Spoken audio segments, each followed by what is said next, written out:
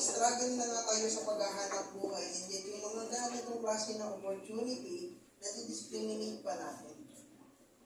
Imagine that, di ba? So, I'm a commerce student, marketing ang major ko. During that time, nung nakita ko ang MLM.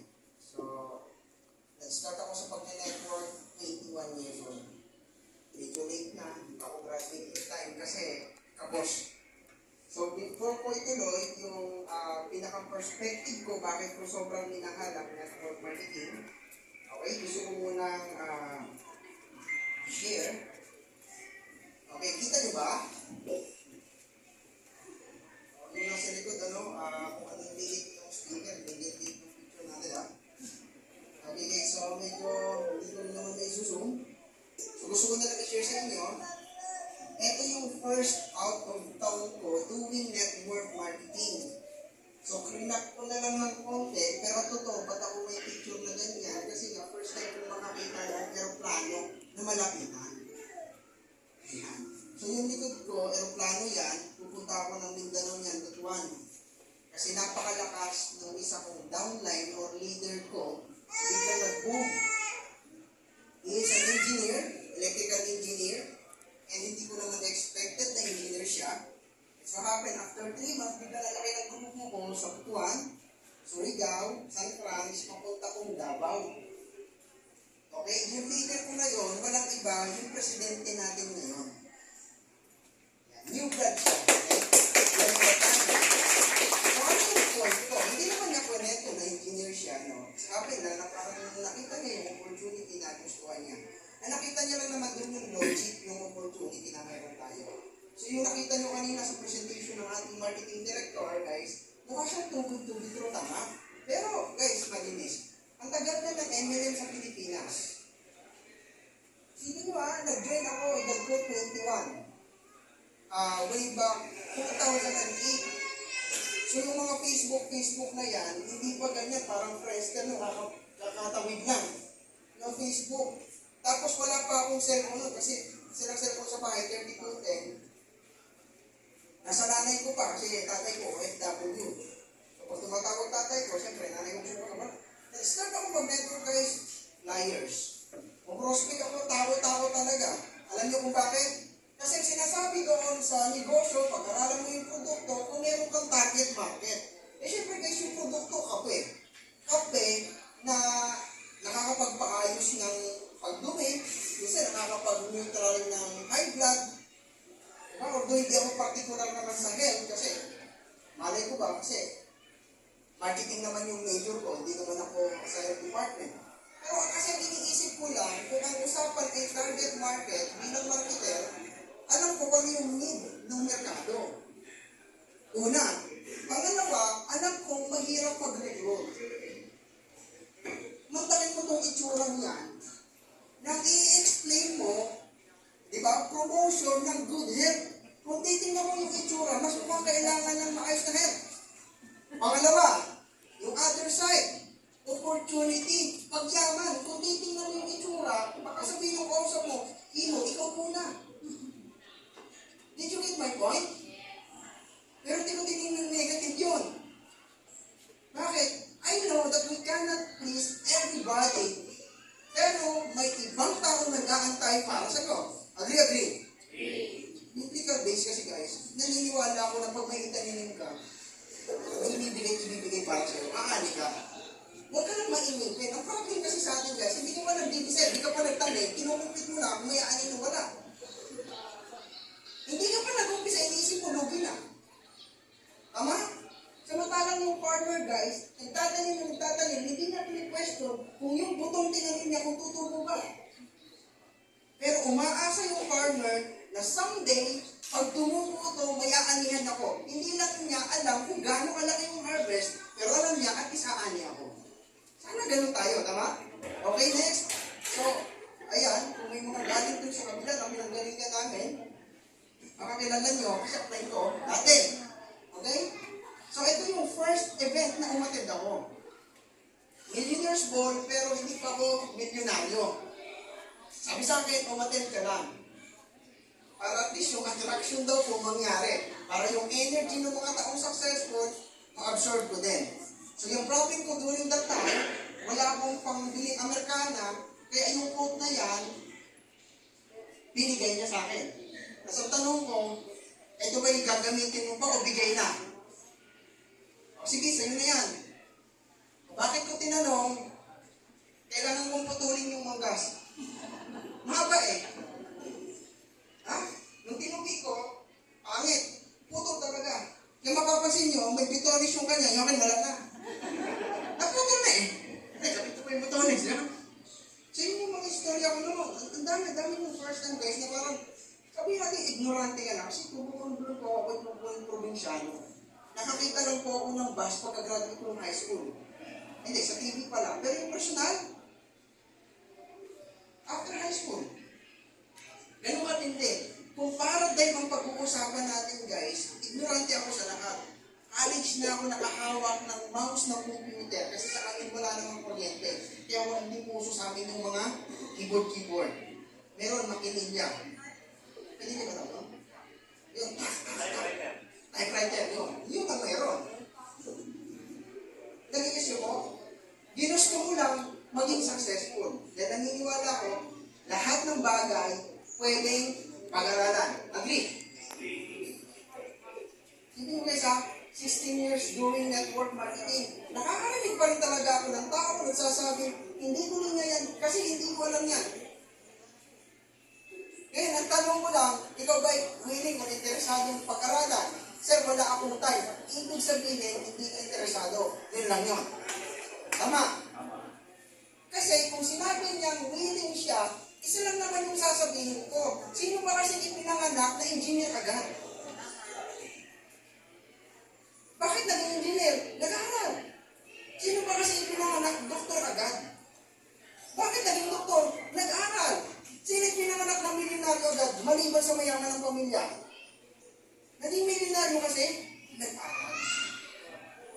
Tama-tama. Gusto mo kumaseso? Yes. Gusto ba yan? Simple tanong kasi hindi ka makasagot. Paano mangyayari sa'yo? Ha? Hindi ka naman naman kaming karma sa buhay. Pag nag-guess ka, mangyayari talaga. Yes. Ha?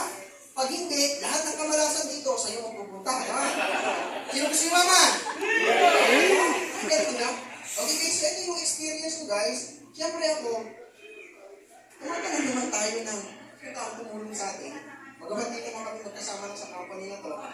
Yan, binigyan nga ako ng chance makapag-travel, hindi lang buong Pilipinas. Hanggang ibang bansa. Tapos nilibre ko siya sa hotel na kung saan minsan ay hindi niya nagawa sa akin. Kasi sabi ko, parang in return, parang gusto kong makapagbalik, ano ko yan, pasasalamat sa tao nagbigay ko yung meron sa akin. I mean, nag-instrument ko na kung ano meron ako. Kaya nag-overnight stay kami sa simple hotel sa Ortigas, Marco, hindi na ba yun? Di ba? So, stay kami, lahat, kung binayaran ko siguro ng bill, umabot din ng 15,000 overnight. Medyo malaki, pero para sa akin, maliit yun, dahil siya yung taong naging tulay para makita ko yung blessings na natin ko. Dati, problema ko sa kukuha ng pamasahe para mag-aral. Okay? Hanggang dumating ako sa punto na hindi ko alam kung anong sasakyan ang gagamitin ko. Yeah? Kasi pag nasa Manila ka, sa Ortigas,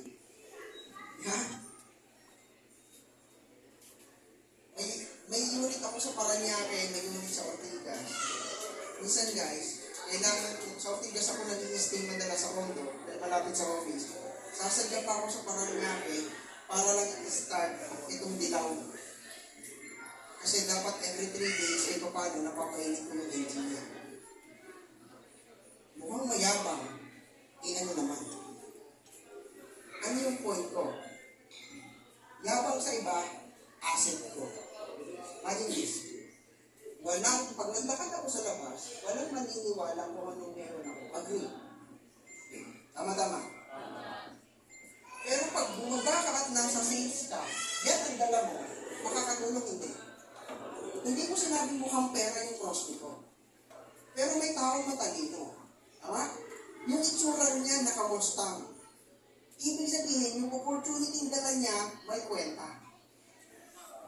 Make sense? Ganun ka basic. Hindi ko sinabing gusto niyo lahat ng sports car. Pero ang point ko lang, kung may pera, ang opportunity na yan, baka pwedeng tingnan ko, baka kaya ko rin. Hindi para bumili yan. Dahil may iba akong needs. Nagiging po? At sunod yan, niregaluhan ko ang nanay tatay ko ng bahay sa Rublong. Ang point ko lang, diba? Ito dati.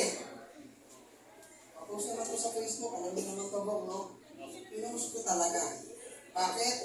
Para alam ng lahat ng friends ko sa Facebook na hindi ako nagsisinungaling na bahay namin talaga to before. Dahil kung kalokohan to, may mambabash doon. Lalo yung mga kababata ko, pinsang ko, na alam ang buhay namin. Agree?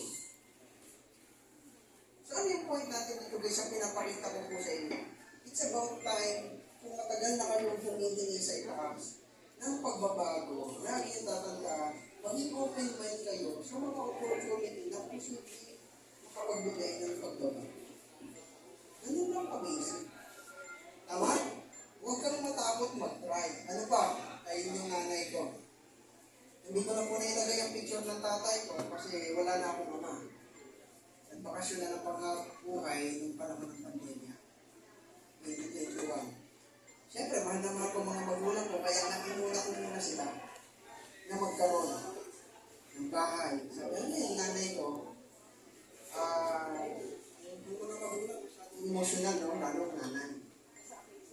Sinurprise ko, pinagawa ko ng bahay, pinadala ko ng mga materialis, inusap ko yung tito kong foreman, sabi ko, okay, estimate mo kung ilan ang kailangan price, sabi ko, ilang parking, pintura ang kailangan, etc.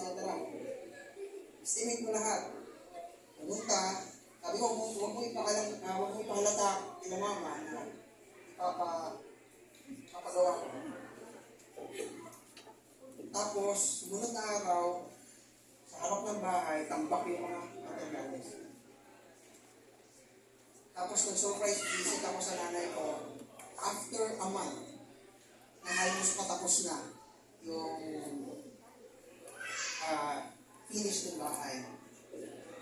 Alam mo yung nanay ko, tapos may dala akong refrigerator, tapos mataas isa sa akin, kasi pangarap ng nanay yun.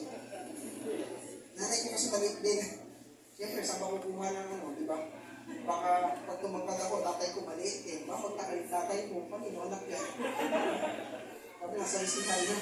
So, ano yung point ko guys? Narigal mo ko nanay ko ng ref na 2 pinto. Gusto nanay ko na. Yung medyo naging siya sa pangalawa. Hindi mo ko ba, anak, ikaw na kumuha. Kaya ito mo sarap ko pakiramdam. Sasabihin ng nanay ko sa amin, kami matatanda na. Itabi mo na yan para sa future ng mga anak mo. Hindi alam ng nanay ko, yung pinapagawa ng bahay, ay parang suplit na pinitita ko. Ganda na kaya ba? Ang punto ko lang para sa mga matong magulang kahit magkano pa yan. Nagigais niyo ba? Compare sa edad ko at edad nila. Compare sa naging hirap ko or paghihirap nila. Tapos kukumpitan ko sila. Tama. Kung isa man sa may pagmamalaki ko, bakit ako naging matatag sa paghahanap buhay, importante sa akin yung oras ng mga mahal ko sa buhay. Kung iba sa inyo ay may panahon para mag-aksaya ng oras para hindi ka maging productive, well, sorry, may mga tao hindi ko na mag-isip. Nagigess mo ko? Pinili ko lahat. Bakit? Ang katwiran ko sa mga buhay, hindi nakapagtapos ang nanay ko at ang tatay ko. At hindi na sila nangarap para sa sarili nila. Dahil sa abot ng makakaya nila, kailangan nilang mag-provide para sa aming tatlong magkakapatid. So parang pinalimutan nila yung dapat ay para sa kanila. So ano yung ginawa ko? Ako yung nangarap ng retirement nila. Yung nga lang, yung pangarap ko, sobra-sobra para daw sa kanila. Sabi, anak, matatanda naman na kami, ano naman gagawin natin? Sabi ko, okay lang yan. Kwento ko lang din po, ang nanay ko po ay naging babysitter sa Quezon City. Simula ako'y grade 1 hanggang ako'y 3rd year high school.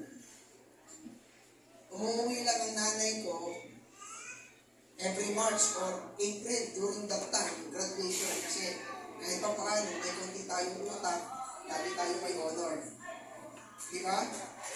Lagi tayo may honor. Kaya may nanay ko, sabi ko, para magsabit ng garland ko nun, puro candy. Kapag nasa probinsya ka, malaki bagay sa mga batang white rabbit, nogat, na? Ay, hindi nyo inabot yun, di ba? Okay. Oo, ganon. Oh, so, hinanay ko yung pangarap. Tapos, May, kailangan bumalik para makapag-trabaho ng 1 month bago magpasukan ng June, may pampili na ng kwaderno ulit. Yun yung buhay ng nanay ko. Kaya deserve nila ng maliwalas na buhay. Okay? Kaya kahit pagtawanan ako ng ibang tao, wala sa akin yan. Mas mahirap ang buhay sa Lebron.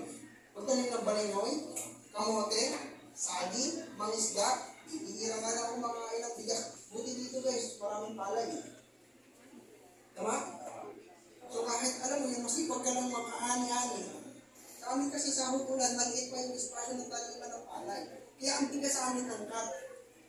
Kaya nung kabataan namin, hindi ko naman sinisisi na para puro ba rin yung kinain ko kaya ako hindi lumaki. Pero ang pinto lang, meron naman puro ba rin yung malalaki, no? Basta ganun lang, ha? Ano pa?